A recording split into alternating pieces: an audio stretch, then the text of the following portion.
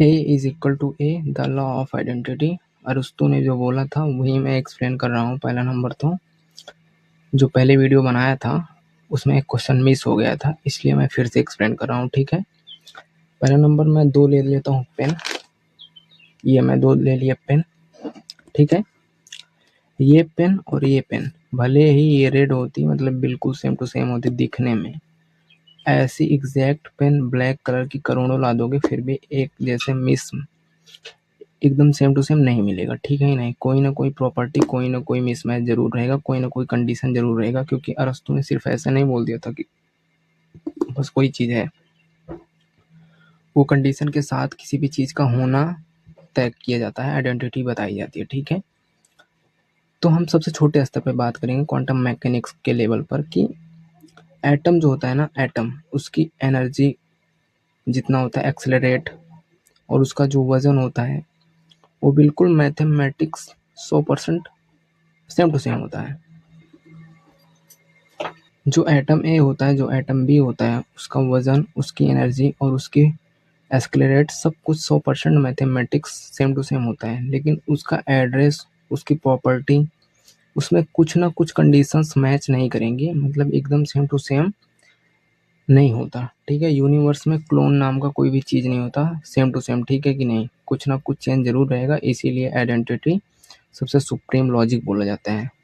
ठीक है, लॉजिक की दुनिया में, सब तर्कशास्त्र की दुनिया में लॉ ऑफ आइडेंटिटी सबसे सुप्रीम बोला जाता है। क्योंकि अगर कोई भी चीज़ तुरंत गलत और तुरंत सही है तो हम लॉजिक ही नहीं लगा पाएंगे और ना ही साइंस स्टैंड हो पाएगी। ठीक है, तो पहला नंबर मेरा क्वेश्चन यही था कि भाई भले ही फिजिकल दुनिया में, भले ही क्या मतलब फिजिकल दुनिया में ना ही कभी इम्पॉसिबल है कोई भी चीज़ें, दो चीज़ सेम टू सेम होना माइक्रोस्कोप लेवल पर, या कोई भी बड़ी से बड़ी चीज़ हो। ठीक है, कुछ ना कुछ मैच मिसमैच रहेगा, कोई ना कोई एंगल रहेगा, कोई ना कोई कॉन्टेक्स्ट रहेंगे। ठीक है, ठीक है, और सबसे छोटी लेवल पर डबल स्लिट एक्सपेरिमेंट हो गया या फिर क्वांटम एंटेंगलमेंट हो गया, एटम जो होते हैं उसके मैथमेटिक्स, उसका लॉ जो होता है वो सेम टू सेम हो सकता है। ग्रेविटी एक जगह और दूसरी जगह, एक एक चीज़ पर और दूसरे चीज़ पर, कुल मिला के आइडेंटिटी आइडेंटिटी ही होती है। बस कोई चीज़ है तो वही है, दूसरी चीज़ खुद नहीं है। ए इज इक्वल टू बी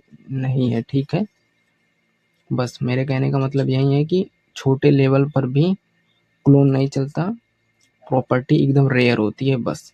ठीक है, मैं यही बताना चाहता था कि same to same 100% mathematical law होते हैं, मतलब इन पे जो लॉगो होता है, ठीक है, उसका जो जैसे एस्केलरेट करता है ना, इलेक्ट्रॉन प्रोटॉन अपना काम करता है, वजन होता है, उसकी एनर्जी होती है, तो वो सब दो एकदम परफेक्ट एटम उठाएंगे और उसका मैथमेटिकल परफेक्ट होगा, बट उसमें एड्रेस, उसमें कुछ ना कुछ कॉन्टेक्स्ट मिसमैच रहेगा, कंडीशन नहीं ब्रेक कर पाएगा।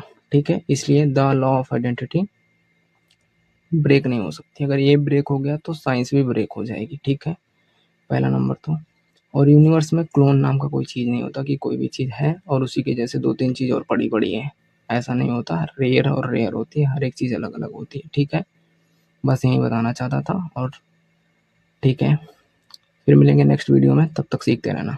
Thank you.